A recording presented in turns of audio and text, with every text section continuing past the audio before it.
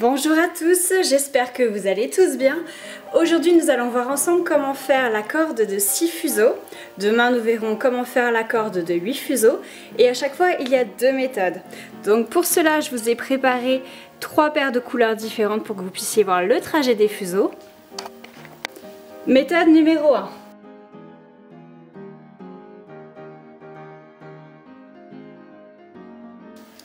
Je prends la paire qui est à droite et je fais une torsion dessus. Ensuite, je prends les 2 paires de droite et je fais un point fermé.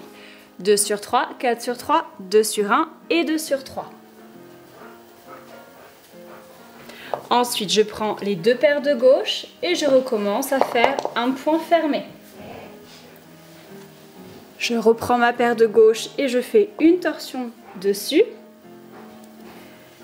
Et ensuite, j'enchaîne ces mouvements. Une torsion sur la paire de droite, point fermé à droite, point fermé à gauche, une torsion à gauche. Je reprends mes fuseaux de droite, je fais une torsion, point fermé à droite, point fermé à gauche, une torsion sur la paire de gauche. Je recommence, je prends la paire de droite, je fais une torsion. Point fermé à droite, point fermé à gauche, une torsion sur la paire de gauche. Je continue, une torsion sur la paire de droite, point fermé à droite, point fermé à gauche, une torsion sur la paire de gauche. Et on voit ici une jolie corde qui se dessine. Alors même en faisant un gros plan, je suis consciente qu'on ne verra pas bien le trajet des fuseaux. En fin de compte, la paire de roses qui est tout à gauche, elle vient à droite, elle repart à gauche, elle repart à droite et elle repart à gauche. Et c'est un petit peu ce que fait chacune des paires. C'est-à-dire que celle du milieu, elle part vers la droite, ensuite vers la gauche, elle repart vers la droite. Et celle de droite, elle va directement à gauche pour repartir ensuite vers la droite, vers la gauche, etc. Après, seconde méthode.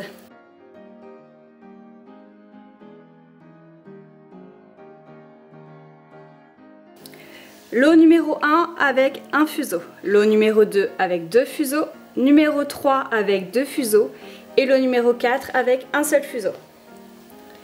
Donc ça fait 1, 2, 2 et 1. Je fais un 4 sur 3. Donc le lot 4 par-dessus le lot numéro 3. 2 sur 1 et 2 sur 3. Ensuite, je resépare les fuseaux.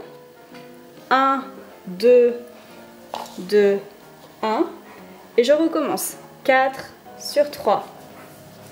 2 sur 1. 2 sur 3.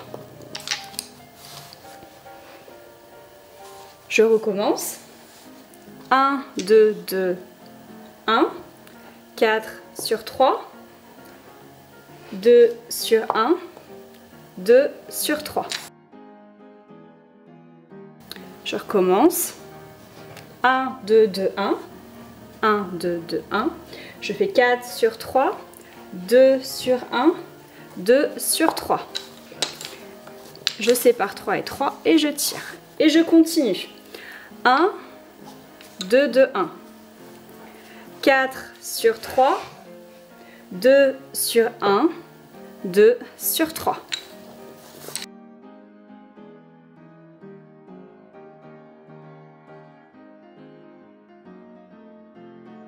On appelle cette corde une corde élégante parce que en fait elle est moins épaisse. Donc là c'est vrai que j'ai fait avec du fil épais, mais elle est quand même moins épaisse et disgracieuse dans un modèle.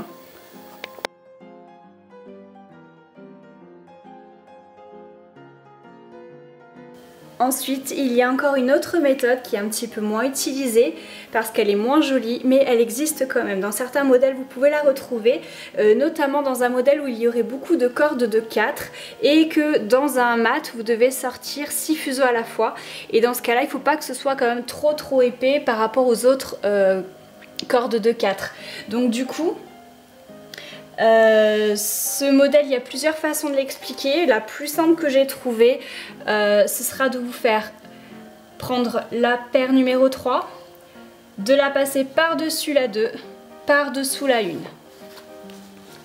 Je recommence, paire numéro 3, par-dessus la 2, par-dessous la 1. Je recommence, paire numéro 3, par-dessus la 2, par-dessous la 1. Et ainsi de suite. Par-dessus, par-dessous. Et voilà le résultat de près et en couleur.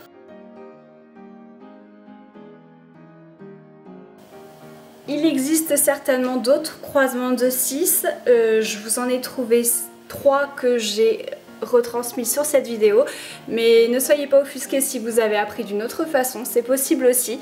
J'espère néanmoins que vous avez apprécié cette vidéo. Demain je vous retrouve pour faire les cordes de 8 fuseaux avec plusieurs variantes. A très bientôt, bye bye.